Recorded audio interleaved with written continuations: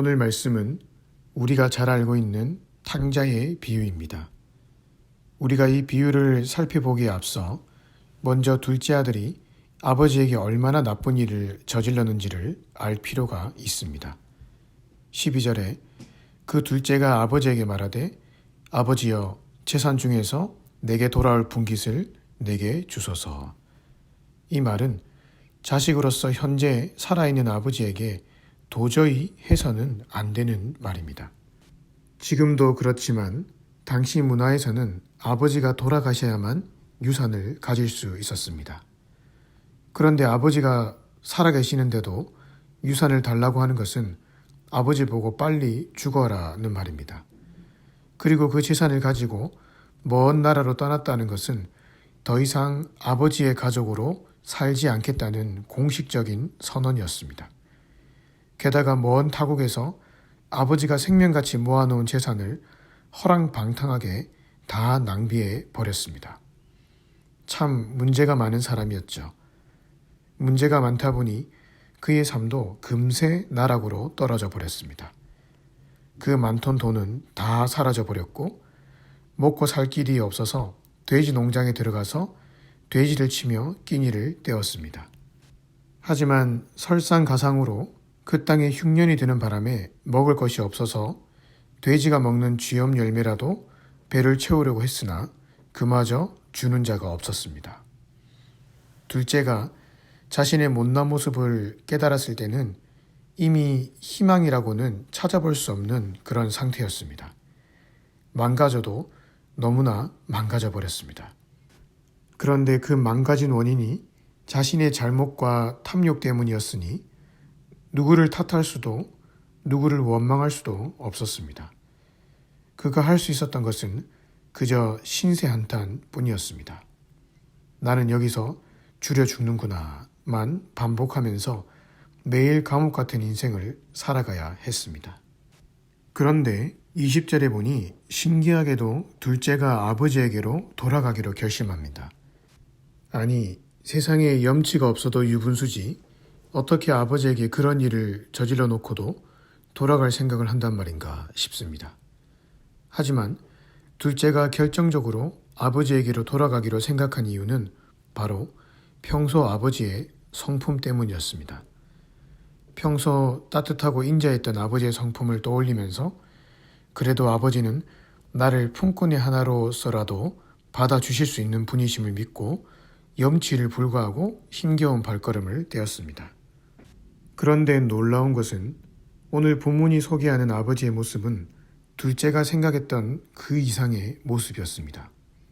아들이 돌아왔을 때 품꾼의 하나가 아니라 좋은 옷과 반지를 끼워주면서 다시 아들의 지위를 회복시켜 주었습니다.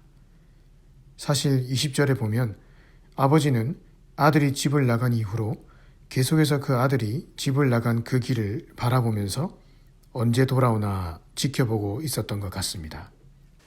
아들이 자기의 가슴을 후벼 판 이후 떠나서 철없이 허랑방탕하게 살아갈 때 하루도 빠짐없이 그 아들이 떠났던 길을 쳐다보면서 돌아오기만을 기다렸던 것입니다. 그러다가 저 멀리 아들의 모습이 보이자 한숨에 달려가서 그의 목을 안고 입을 맞추었습니다. 지금 아들이 돼지를 치다 왔으니 몸에서 얼마나 냄새가 났겠습니까? 하지만 아버지에게는 그런 냄새 따위는 필요 없었습니다. 죽었던 내 아들이 돌아온 그 아버지의 기쁨이 더러운 냄새를 모두 덮고도 남았기 때문입니다. 오늘 예수님은 이 비유를 통해 우리에게 우리를 기다리고 계시는 하나님 아버지의 마음을 보여주고 계십니다. 우리를 향한 하나님의 사랑은 우리의 상상과 추측을 넘어섭니다. 우리는 종종 이렇게 생각합니다. 내가 이런 죄를 지었으니 하나님 앞에 절대 용서받지 못할 거야. 혹은 지금 내 현실이 내 죄 때문에 생긴 것이니 내가 이렇게 고통받으며 사는 것이 당연한 거야.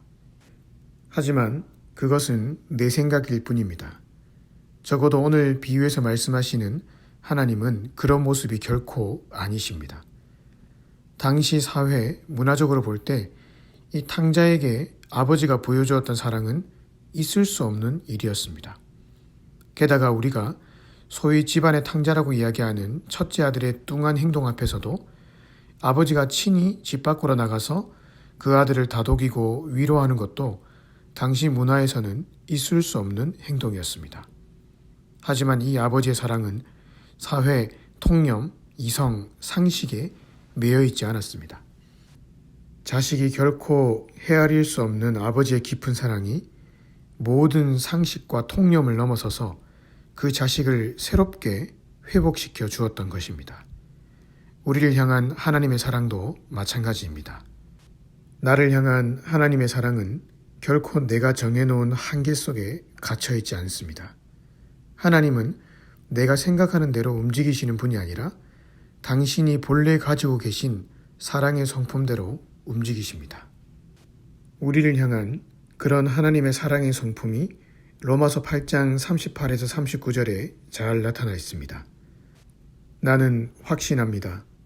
죽음도 삶도 천사들도 권세자들도 현재일도 장래일도 능력도 높음도 깊음도 그 밖에 어떤 피조물도 우리를 우리 주 예수 그리스도 안에 있는 하나님의 사랑에서 끊을 수 없습니다. 이것이 바로 오늘 나를 향하신 하나님의 사랑을 정확히 표현한 것입니다. 어떤 것도 어떤 일도 심지어 나의 어떤 연약함과 실수도 나를 사랑하시는 하나님의 사랑을 약화시키지 못합니다. 그 하나님이 오늘 나를 향해 두 팔을 벌리며 돌아오라고 말씀하고 계십니다. 사실 하나님이 어떤 분인지 잘 모를 때는 하나님께 돌아가는 것이 어렵고 무섭습니다. 하지만 이렇게 나를 사랑하시고 이해하시는 하나님이 계신다는 사실이 나로 하여금 마치 탕자가 아버지의 성품을 기억하며 돌아갔듯이 하나님 품으로 돌아갈 수 있는 힘과 용기를 줍니다. 오늘 내가 어떤 자리에 있든지 어떤 모습을 하고 있든지 그 모습 그대로 하나님 품에 안기십시다. 하나님은 반드시 나의 있는 모습 그대로를 안아주실 것이고 다시금 새 마음과 새 힘, 새 소망을 우리 안에 불어넣어 주실 것입니다. 그 품 안에서 오늘 하루도 평안과 승리의 삶을 살아가시기를 주님의 이름으로 축복합니다.